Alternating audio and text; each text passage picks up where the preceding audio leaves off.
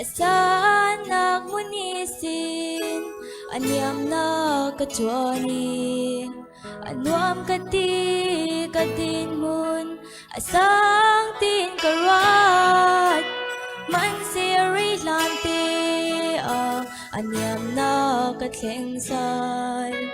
ahar kati nundan ding boy pa in zero Parmuan mo'y taksungi Inlenter chan sung hitsu Anuam kati nuam takin kale Ling laki imrit chan su Har ka di chau Pachiani in shuai dani O amak kati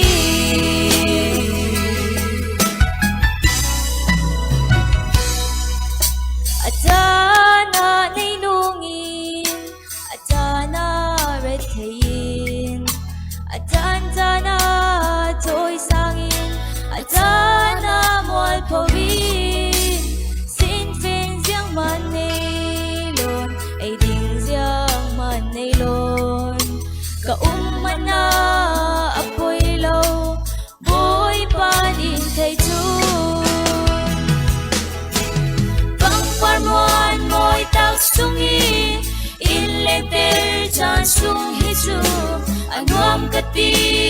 nuam takin kale Ling laki imrit chan su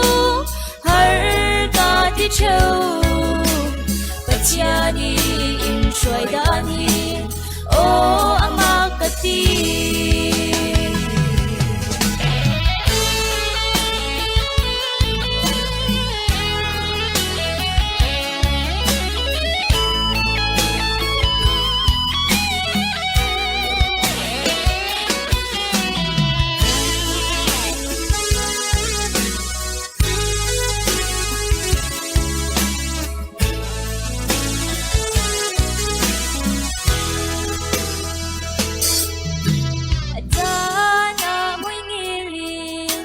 Atana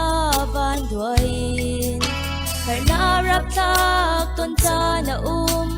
Boy panin siyan dun Man siri lante Aman in tung ding say Amakati sumtuy nun Dan siyam ahare Pang parmuan mo'y taksungi Inlenter chan sung hitsu Anuam kati nuam takin kale Ling laki imrit chan su Har ka di chau Pachiani in shuai dani O amak kati Pachiani in shuai dani O amak kati